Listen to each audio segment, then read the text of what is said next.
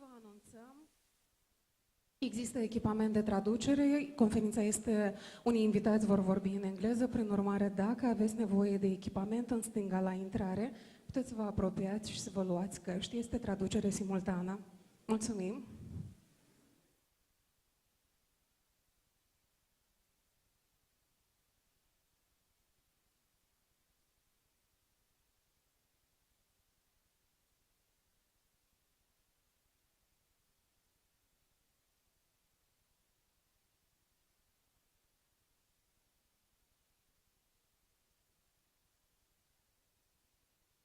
Unu, doi. Este?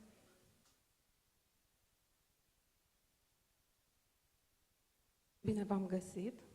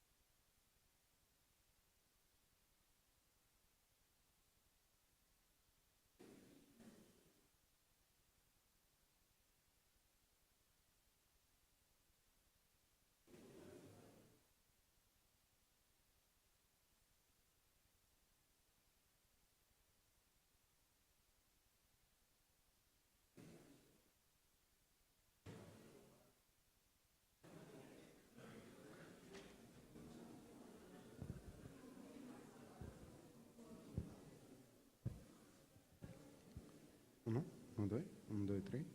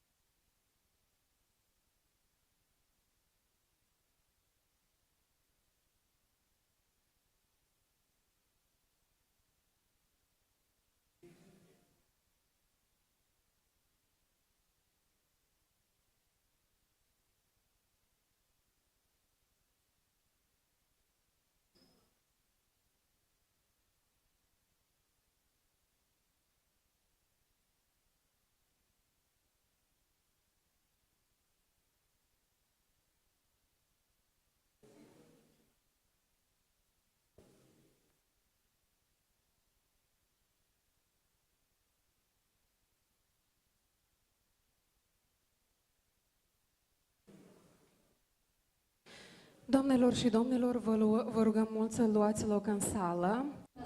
Ladies and gentlemen, we would like to kindly invite you to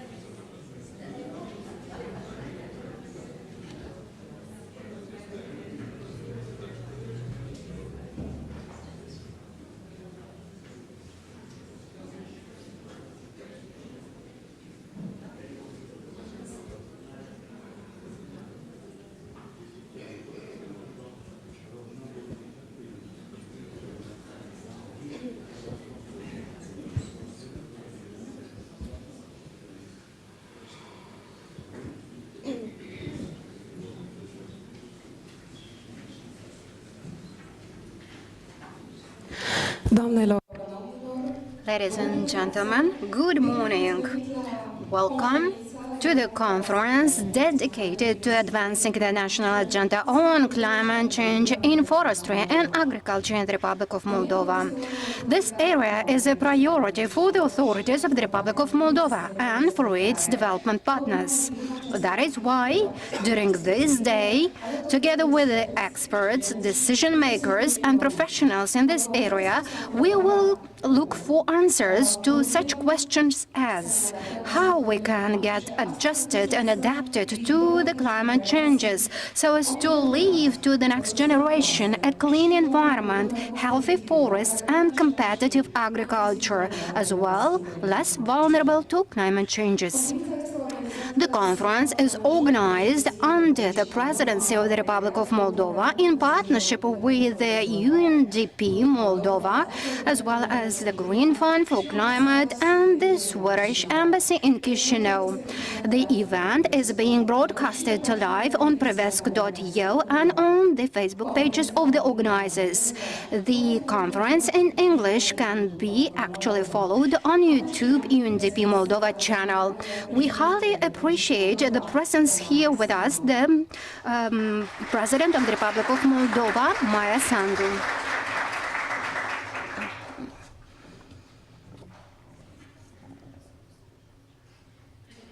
Good morning, Mr. Ambassador Maizakes, Mrs. Ambassador Fred, Mrs. Al-Khatib, dear guests, I would like to welcome all of you in Chisinau, and I would like to thank you for finding the time to participate in this discussion about the climate changes. It is a very important problem for our country, and a debate, a national debate on this specific subject is in delay, even though it's very necessary. I would like to thank UNDP Moldova. I would like to thank the government of Sweden, as well as to the Green Climate Fund for organizing this conference. Climate changes are real. They are already here, and they are going to have effects that are going to last. We can see them freely here in our country. Moldova of today is different of Moldova that we had 50 years ago or 100 years ago.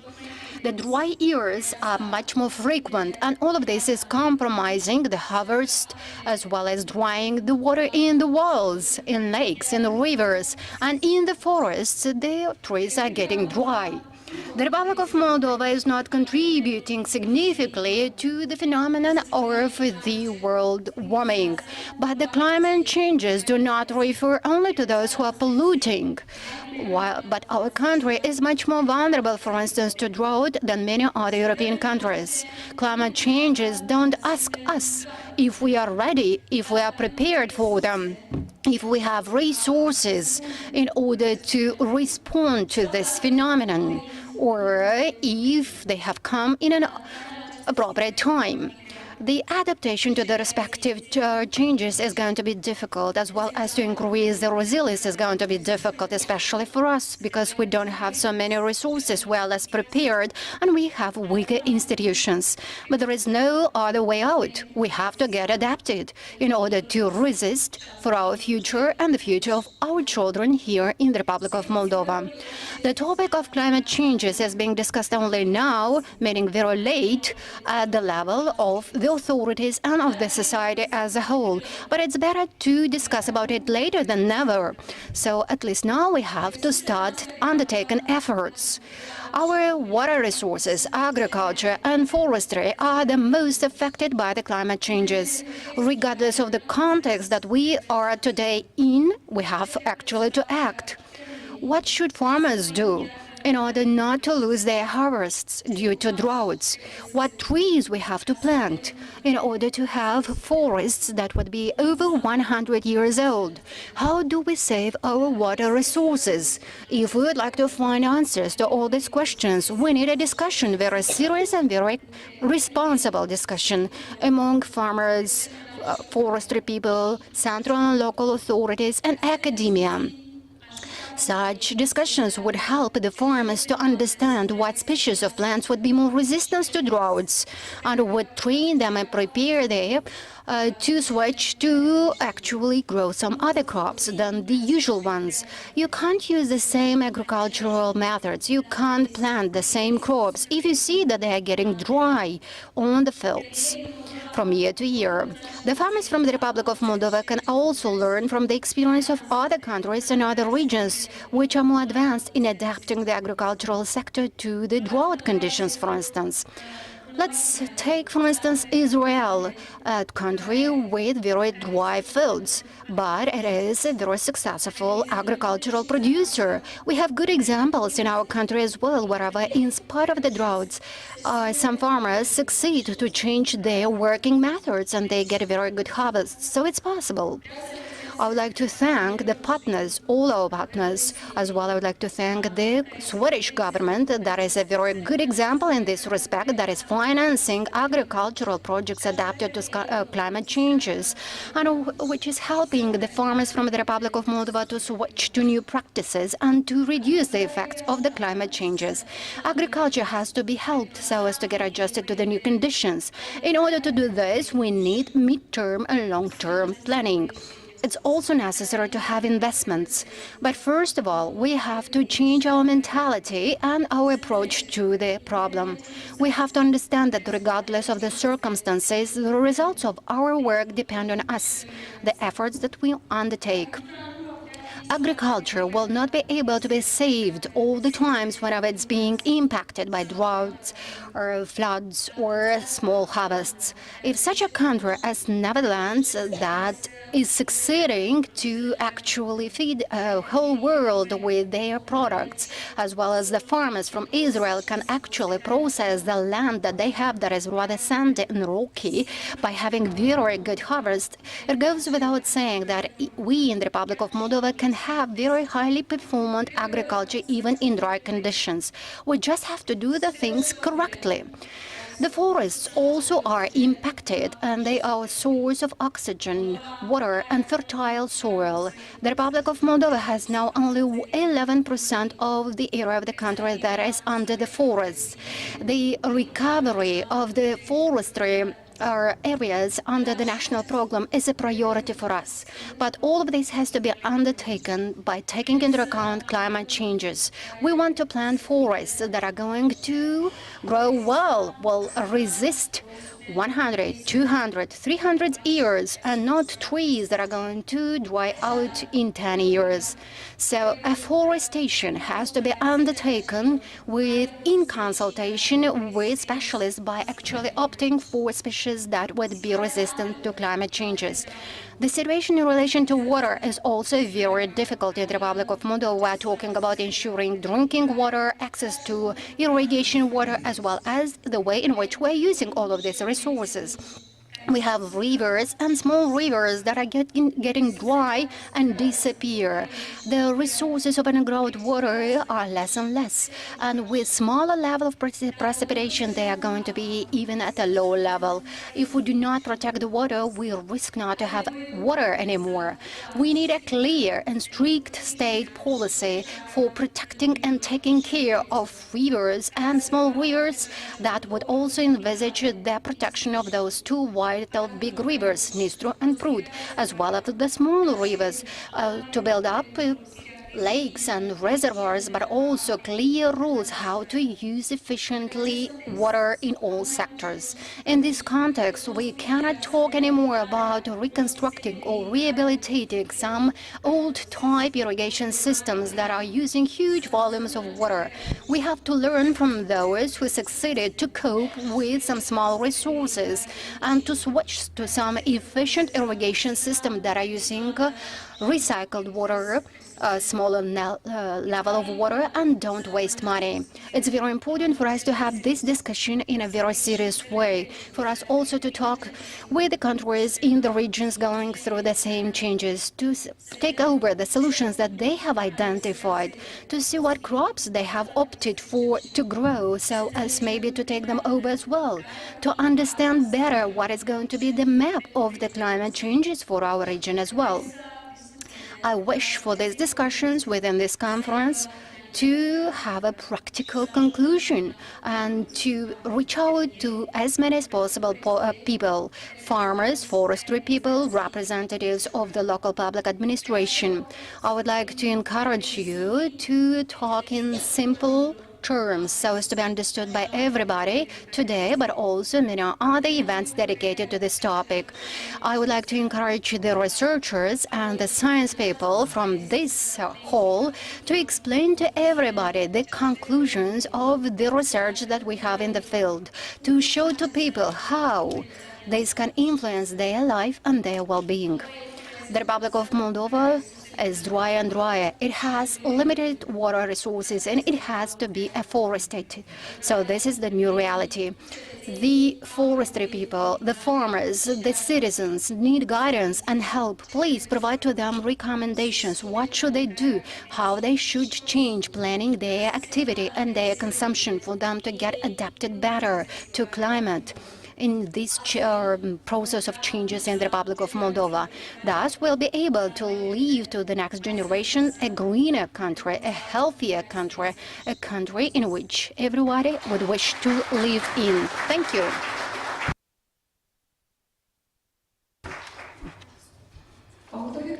The authorities of the Republic of Moldova, with the support of the development partners, are working now on developing the national program of adaptation to climate changes. So as for the key sectors, including agriculture and forestry, to be less affected by droughts, high floods and variations of temperature. The Embassy of Sweden is one of the most important financiers of the projects and programs aiming to ensure resilience of agriculture and forestry to climate changes, including the conference of today that we have the honor to participate in is actually happening thanks to Sweden. I'd like to invite here the Ambassador of Sweden in the Republic of Moldova, Her Excellency Mrs. Katarina Frey.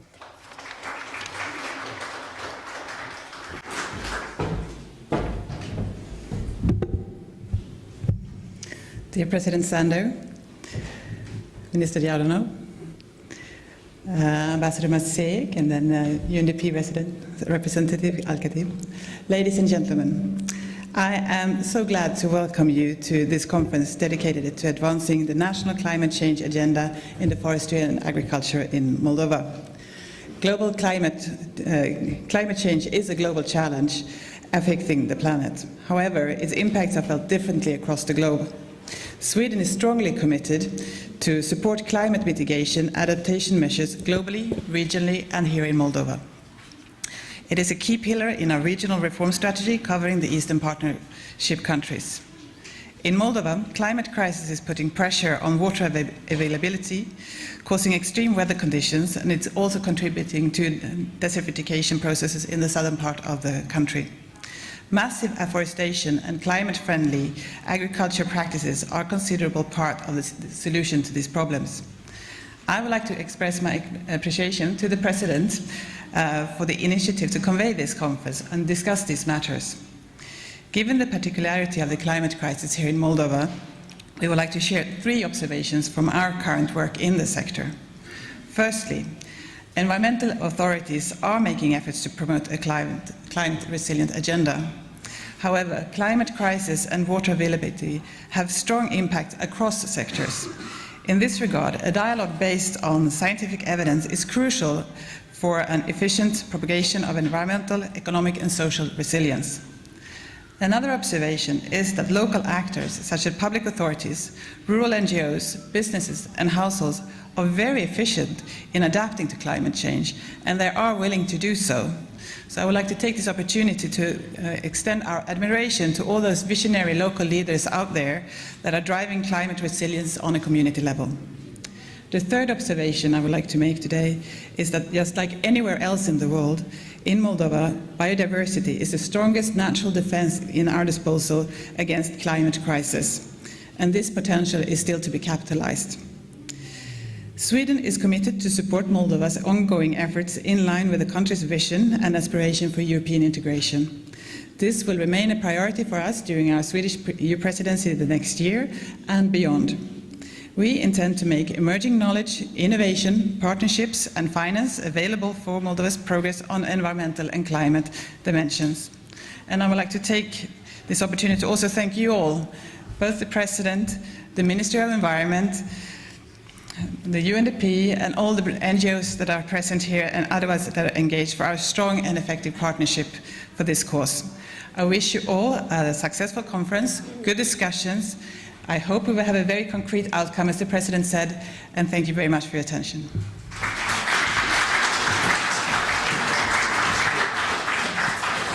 Așadar, în cadrul conferinței de astăzi, So, within the conference of today, we would like to launch the dialogue regarding the risks and the vulnerabilities related to climate changes, but also to see what would be the responses and the answers that we can have in order to overcome the respective vulnerabilities in the sector of forestry and agriculture. Over the years, UNDP Moldova has promoted projects meant to contribute to a higher adaptation towards this phenomenon in the Republic of Moldova, because this is a very vulnerable country, actually it's most vulnerable country in Europe in this context. UNDP resident representative in the Republic of Moldova, Dima Alkatib, is here with us today in order to reiterate the continuous support of this organization for improving the quality of life of Moldovans.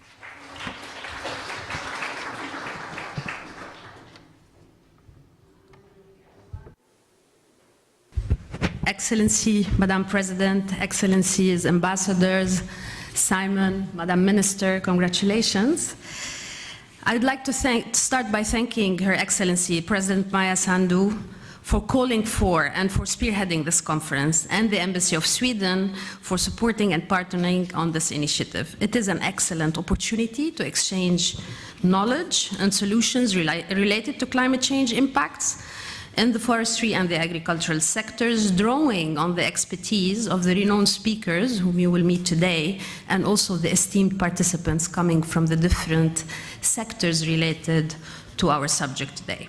At a time when the Republic of Moldova is already experiencing the impact of climate change, with summer heat waves, decrease of water availability, drought, and decrease of food production, as well as frequent occurrences of extreme weather patterns, a stronger emphasis is needed on finding solutions that would increase the resilience of the key sectors of the country, economy and livelihoods, referring back to the points made by Her Excellency Ambassador of Sweden in terms of the role of the local actors. This is especially important in the context also of the war in Ukraine that increased the country fragility on different levels and put additional and disproportional pressure on natural resources due to the refugee and the energy crisis. 21 years ago have passed since the international community has recognized the vulnerability of climate change impacts in Marrakesh in 2001, followed by the Paris Agreement in 2015, where the world has embarked on the massive transformational agenda for building a climate-resilient society. The Republic of Moldova ratified the Paris Agreement in 2017 and committed through its nationally determined contribution to reduce GHG emissions at least by 70% by 2030 compared to the 1990 level, as well by 78% subject to a global agreement addressing access to low-cost financial resources, technology transfer, and technical cooperation. And let me here say that Moldova, with the support that we have been providing to the different authorities, was the 4th country in the world to submit its 2nd national determined contribution report, and this is a breakthrough. Now the challenge is to put it into implementation. The intensity of the greenhouse emissions remains in Moldova one of the highest in the countries of the Central and Eastern Europe. Agricultural sector is the 2nd highest source of GHG emissions, after the energy sector, accounting for 14.1% in 2019. Land use change, and forestry sector is the only carbon removal source in Moldova. But the dynamics of this removal is also registering a dramatical decrease trend by 121.3% between 1990 and 2019. In addition, in 2019, this sector is registered for the first time as a source of GHG emission, the share representing 2.1% from the total GHG emissions for Moldova. The Republic of Moldova is also one of the most climate vulnerable countries in Europe. At the same time, the forest cover is significantly below the European average, which is insufficient to meet the ecological and socioeconomic needs of the country. In the medium to long term, it is forecasted that the impacts of climate change on the country's social, environmental, and economic dimension will intensify. This may and will have harmful effects on the key economic sector, agriculture, and the predominantly rural population for whom agriculture is a major source of food and income. Midterm projections indicate also continuous increase of the annual average temperature by 2 degrees between 2010 and 2040. As for precipitations, the overall annual runoff is expected to decrease by 13%, while annual flow are expected to become more unstable with more frequent flash floods. It is also projected that drought will become longer and more severe in Moldova. Historically, the country has experienced drought every 3 to 10 years, depending on the geographic location. With decades of experience at the global, regional, and the national level, UNDP supports the governments in defining and implementing their climate commitments and policies to align with the long-term net zero pathways. This includes an extensive portfolio of adaptation and mitigation projects over 140 countries, helping to deliver on these climate-related development priorities, and also accessing almost 2.3 billion in grant financing to develop and implement climate change initiatives in this region, Europe and CIS. Only in climate change, UNDP has invested $278 million. In Moldova, climate change actions are also showing progress at both policy and on the ground at the local level. The next national adaptation program for the mid and long-term low emissions development program are underway with UNDP support, with 2 generations, as I mentioned, of the nationally determined contributions already in place. At the local level, strategic adaptation planning has been supported in 6 districts, 20 localities of the country, coupled with targeted assistance to vulnerable groups for building up climate-resilient livelihoods. A lot of experience, as I mentioned, and it needs to be capitalized on, it needs to be scaled up to be able to face to all of these threats that are coming our way. Today, I'm delighted to see many representatives, as I said, coming from different walks of life and from national institutions.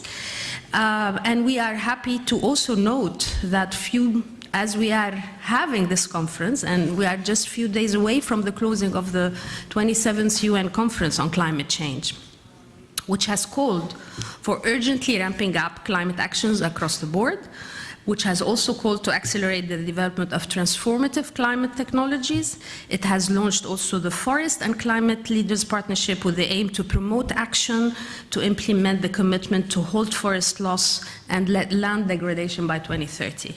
It has also announced a breakthrough agreement to provide loss and damage funding for vulnerable countries hit hard by climate disasters. Drawing on the outcomes of the COP27 and on the ongoing policy planning process in the climate change area, we remain committed as UNDP to support the government of Moldova in achieving the set ambitious climate and green transformation and actions. So I'd like to wish you all a very constructive discussion today around mitigating the impacts of climate change for resilient ecosystems, livelihoods, and societies. Thank you very much for your attention, and best of luck.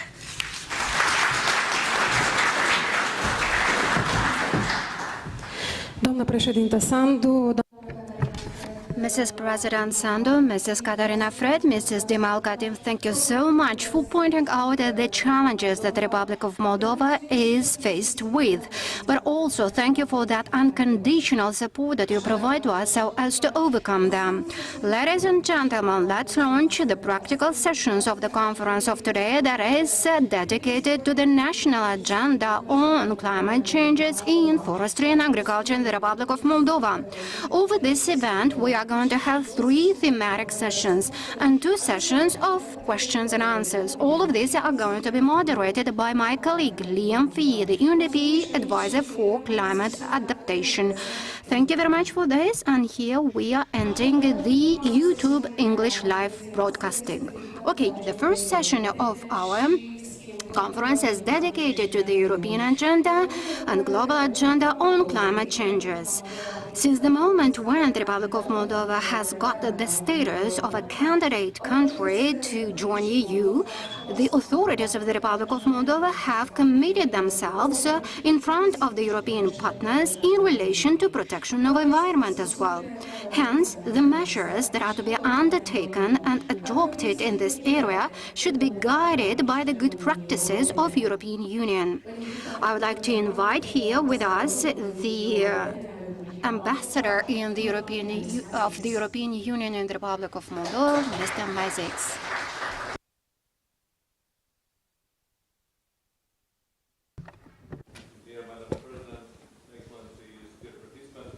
This will be slightly unusual intervention from my side because this is not my own intervention.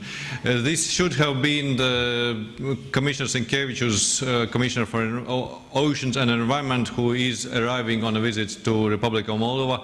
Unfortunately, his flight has been significantly delayed. He is in the air now, but unfortunately he couldn't make it to the conference, although he really wanted to participate. So I will read out his keynote speech verbatim. Many thanks for this invitation today. Our world is warming. It is clear that we will struggle to limit that warming to 1.5 degrees. It is a struggle that we must continue, but we also need a plan for change. Adaptation will be crucial if we want any hope of securing a prosperous future for our children. And when we adapt, we must start with forestry and agriculture, as they are the sectors that will suffer most from the change. Climate change and environmental degradation are locked together. Without tackling one, we will have no hope of solving the other. This means that the climate goals, climate strategies, they will never be enough on their own. We need an integrated approach, which always keeps the broader picture in mind. That approach must be built around transformation. Transforming our economies to a more sustainable model, speeding the green transition, halting biodiversity loss, and striving for an environment that is pollution-free. In the EU, the European Green Deal is our answer to these existential challenges. It is a modern strategy for growth, and it takes in everything from mobility and the built environment to energy production, consumption patterns, agriculture, international trade, and even our financial planning. One reason for a visit here to Moldova is the interest I hear in the European Green Deal. This is very good news, because better cooperation with our neighbors is a fundamental precept of the deal. With the Republic of Moldova now on course towards EU membership and candidate country status granted, our mutual relations are stronger than ever. We need to make the most of this momentum. The overarching aim of the European Green Deal is delivering a climate-neutral Union by 2050. That is a fundamental requirement for sustainability. We will get there by turning the climate and environment challenges into opportunities in all policy areas, and by ensuring that the transition is just and inclusive for all. The deal provides a roadmap for the efficient use of resources, moving us to a cleaner, more circular economy where we restore biodiversity and cut pollution. It outlines the investments we need and the financial tools available, and it explains how to ensure a just and inclusive transition. To deliver that climate neutrality, we now have a European climate law, which turns political commitments into legal obligations and serves as a trigger for investment. This climate law also commits us to reducing net greenhouse gas emissions by at least 55% by 2030 compared to 1990 levels. That is an extremely ambitious target, but it is well within our reach. It will take action across all sectors of the economy, including investing in environmentally friendly technologies, supporting industry to innovate, rolling out cleaner, cheaper and healthier forms of transport, decarbonizing the energy sector, ensuring buildings are more energy efficient, and a lot more besides. I am stressing the importance of the Green Deal because it is an essential introduction to our EU forest strategy. This new strategy is a radical change in the way we protect, manage and grow our forests. It aims to improve their quality, their quantity and the resilience they will need to deal with the effects of climate change. It also supports foresters and the forest-based bioeconomy, while keeping harvesting and biomass use at sustainable levels. And just as importantly, it preserves our biodiversity, and it even comes with a plan to plant 3 billion trees across Europe by 2030. Forests are a big part of the solution to many of the challenges connected to the climate and the biodiversity crises. For our rural areas, they also mean jobs and growth. But some things do need to change. We need to increase the use of biodiversity-friendly practices. We need to do more to secure the health and resilience of forest ecosystems, and we need to combat deforestation. That is why we have integrated adaptation into core EU forest-related policies. And it's why we are in the process of adopting a legal proposal to reduce deforestation, especially when there is an obvious link to EU consumption.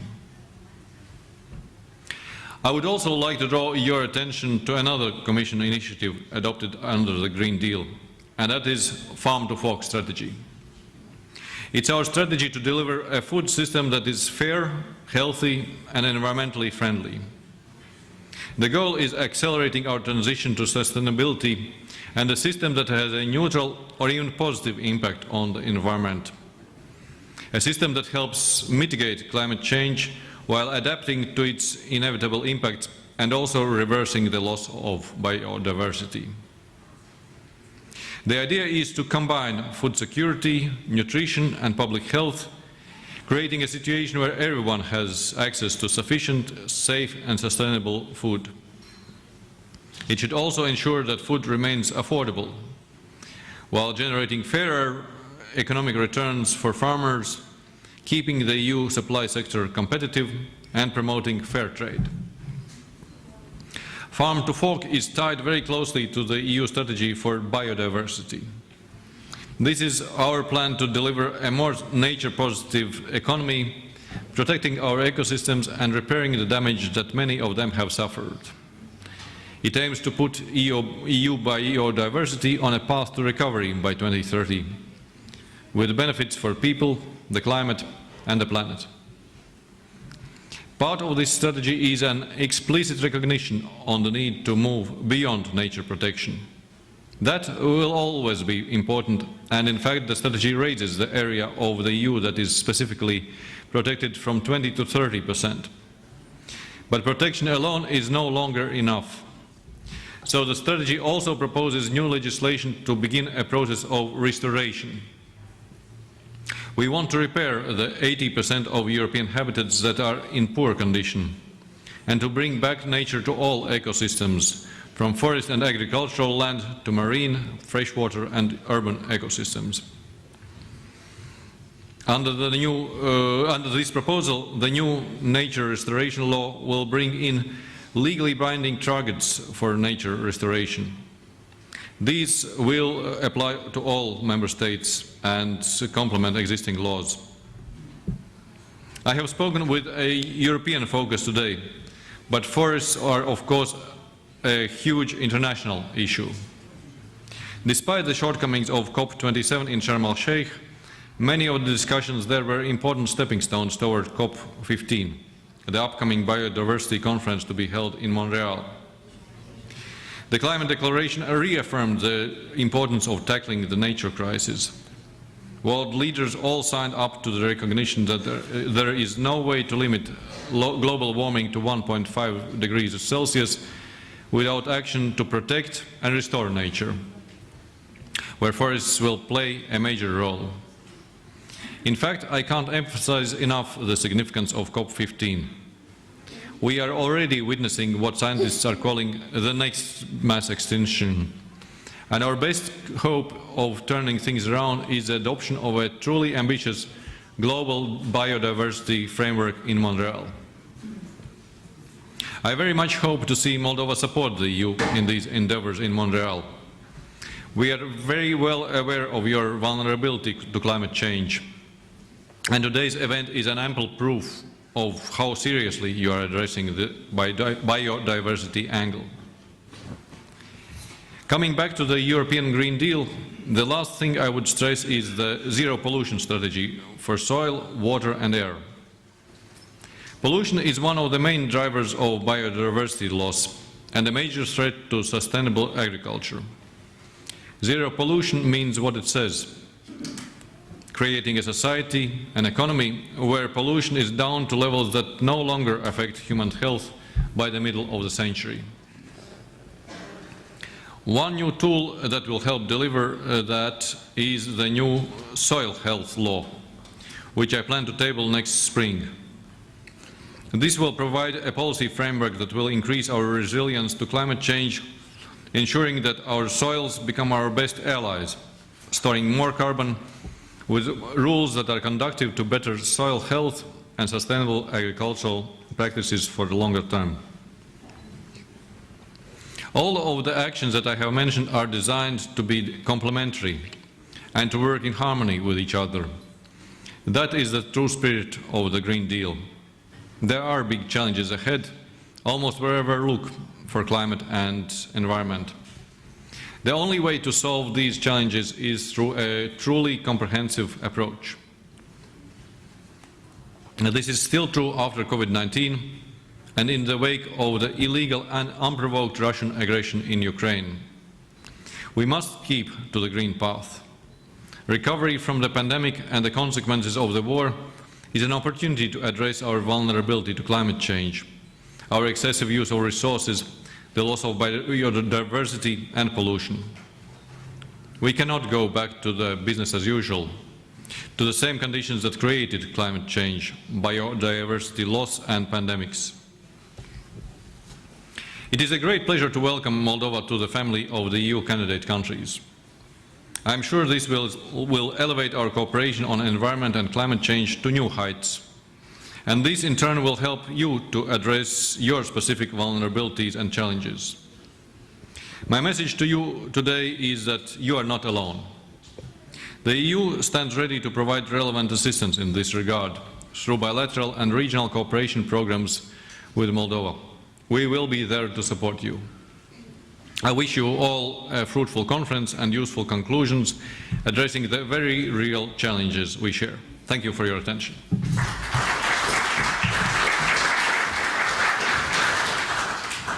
În perioada 7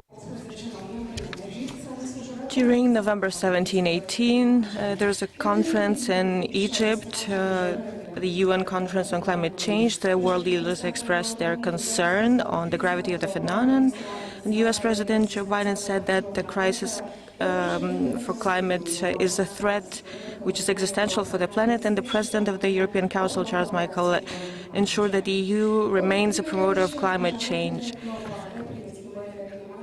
So the objectives and the global commitments on climate change are listed and reviewed in the following speech by the leading team in the Regional Bureau for Support for Policies and Programs on Nature, Climate and Energy from UNDP, Laura Alteger.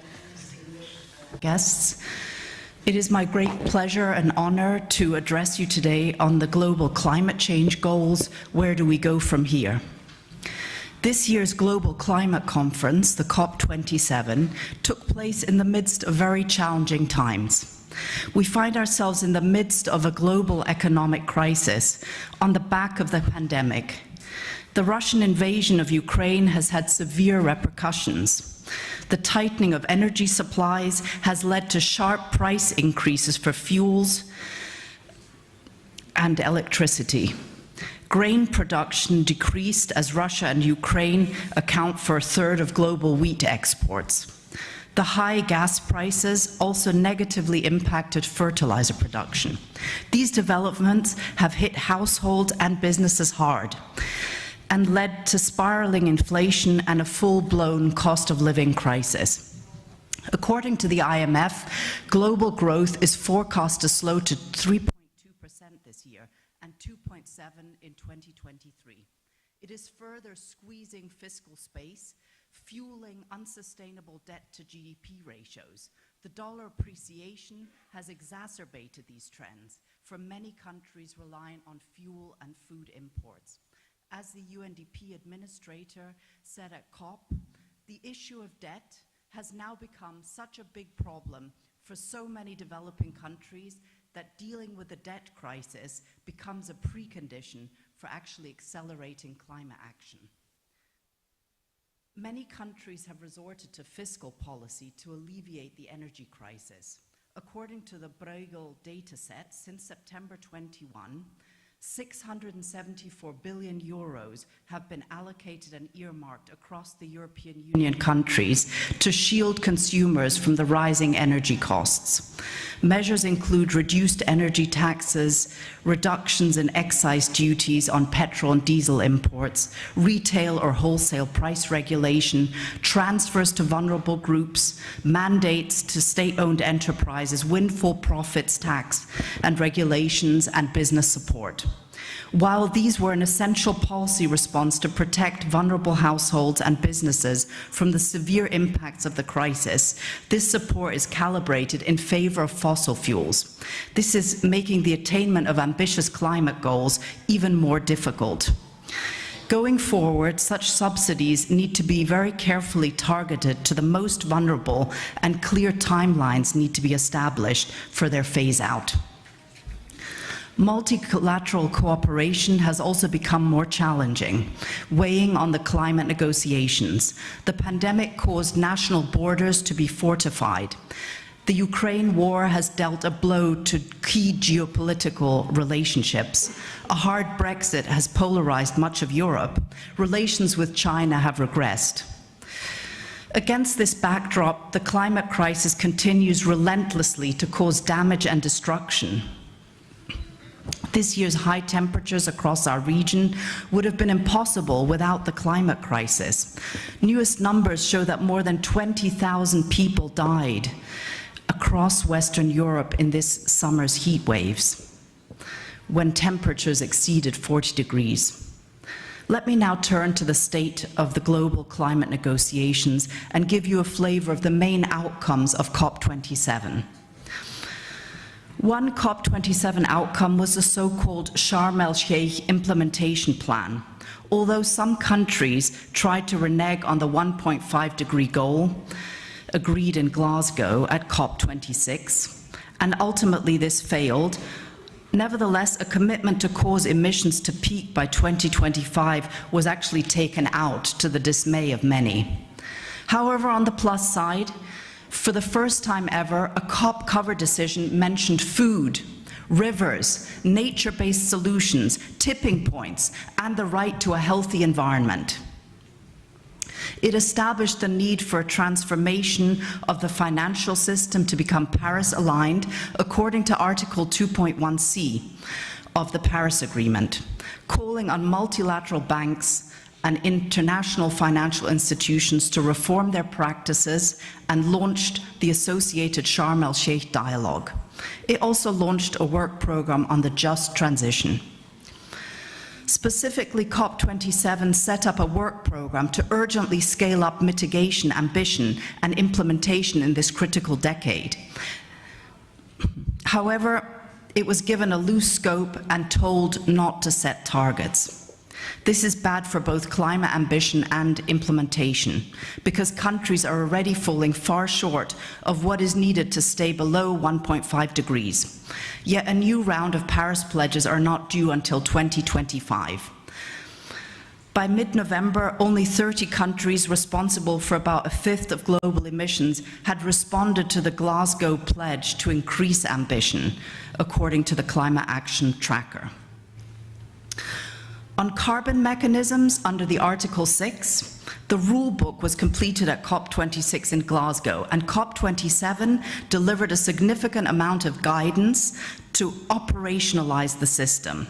It took decisions on machinery, definitions and procedures that are still needed before any carbon trading can begin. Yet the progress is slow, and trading under Article 6 is unlikely before 2024.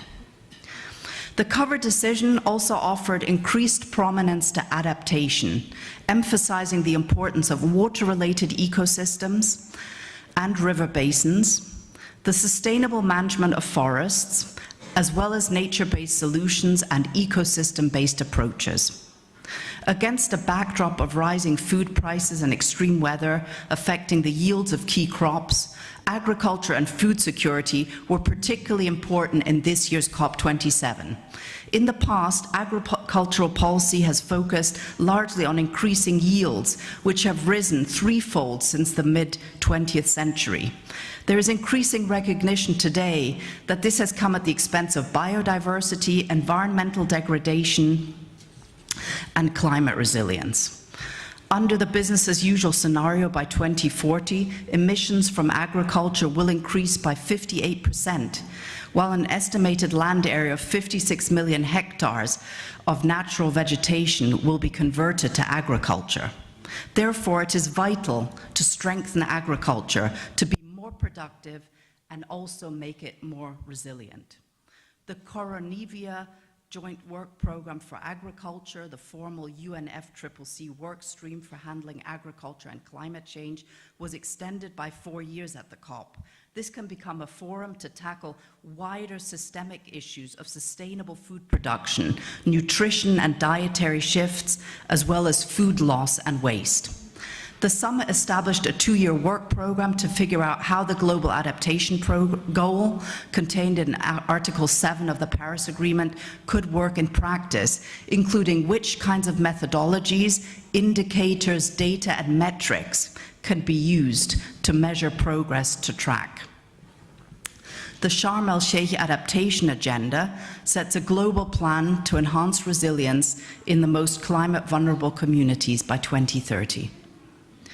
There were also many international pledges at COP27. For example, the Egyptian presidency, together with the Food and Agriculture Organization, launched the Food and Agriculture for Sustainable Transformation Initiative, which aims to improve the quality and quantity of climate finance contributions towards food systems by 2030, and to support adaptation and maintain a 1.5-degree pathway while supporting food and economic security. Aim for Climate was another initiative launched by the US and UAE, the future COP28 host.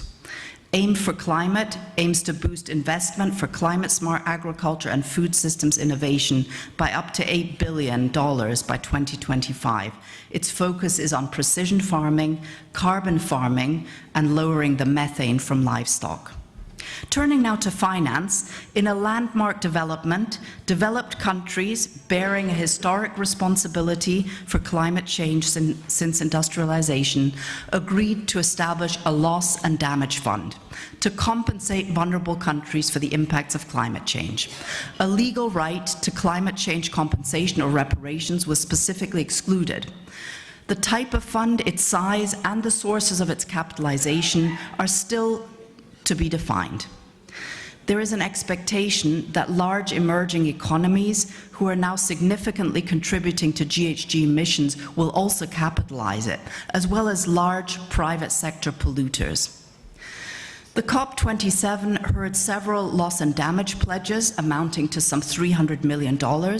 By far the biggest chunk of money was for the Global Shield, led by Germany and the G7, with the V20 group of climate vulnerable nations. Its aim is to provide climate risk insurance and social protection schemes in vulnerable countries. Although loss and damage finance was a headline-grabbing issue, traditional climate finance for adaptation and mitigation remained a major issue at COP27. The most important development was the decision to devise a new climate finance goal based on a full assessment of developing countries' needs that will take effect beyond 2025 and effectively replace the 100 billion annual target that we have at this moment. Some estimates put the new target in the range of $1 to $2 trillion each year. The funding gap for adaptation alone is still large. New analysis from UNEP estimates that the levels of adaptation finance flowing to developing countries are currently 5 to 10 times lower than what is needed. Estimated annual adaptation costs are between 160 to 340 billion by 2030 and 315 to 565 billion by 2050. It is clear that private finance must play an increasingly important role to mobilize such vast amounts. However, COP27 also noted the challenges in mobilizing private finance, which has remained roughly constant over the past decade. An interesting development we saw at COP27 were the just energy transition partnerships, which were multi-billion-dollar packages to help fossil fuel-dependent nations shift towards clean energy in a fair and equitable way. Alongside bilateral carbon deals called ITMOs, these are seen as another example of a cooperative approach for cutting emissions under Article 6.2. The COP heard repeated calls for reform and recapitalizing the multilateral development banks to allow them to provide far more climate finance. How does all this impact our region? To start with, there will be more opportunities for cooperative approaches under Article 6.2. One great example of this is the latest agreement announced at COP27 between Switzerland and the UNDP to deploy $42 million to boost private climate investments. Switzerland will reduce its greenhouse gas emissions by using this new mechanism called the ITMO, the Internationally Transferable Mitigation Outcome, to indirectly pay for climate mitigation projects with strong development benefits in the host countries. And UNDP will implement these projects and generate up to 2.3 million tons of CO2 equivalent in emissions reductions for Switzerland. In order to catalyze finance and increase the scale of these impacts, UNDP will focus on projects that leverage the private sector investments by 4 to 1. As part of this scheme, technical assistance was also provided to the host countries to develop their readiness for Article 6 in 6 developing countries.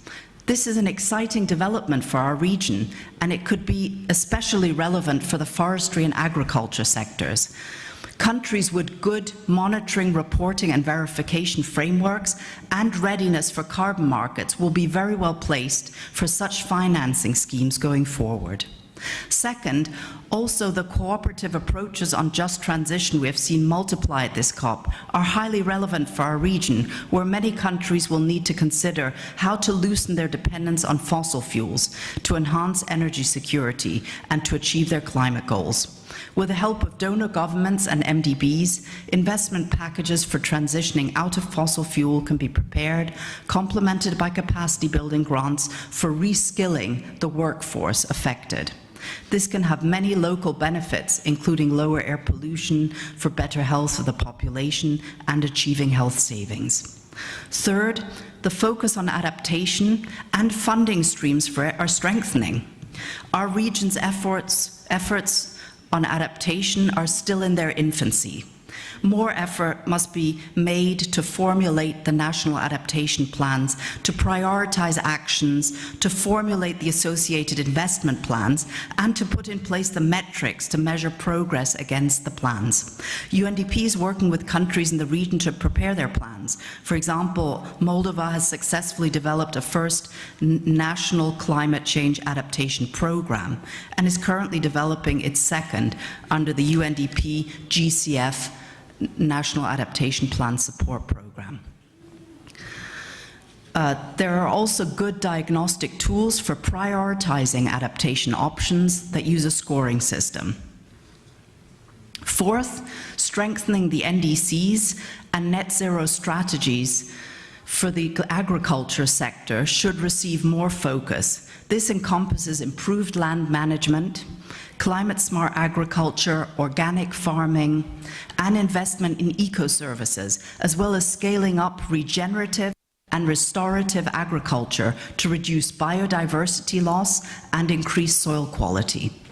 Fifth, this will require the right enabling environment. Key policies must include incentives to the farming community to improve landscape stewardship. Farmers in our region are uniquely positioned to act as environmental stewards for climate action, rewarding and training them to protect and enhance ecosystem services that provide public goods such as water quality, soil health, flood protection, carbon storage, and wildlife habitats can boost incomes and increase investment in sustainable practices. Last but not least, repurposing agricultural subsidies to realign incentives in favor of greater sustainability for the agriculture sector is a critical element for the policy agenda. Our region can and must advance more blended finance solutions for climate, where public grants are used to de-risk and to improve the risk-return proposition for private sector investments to make larger climate investments in adaptation and agriculture. We stand ready to support you in these endeavors. Thank you very much.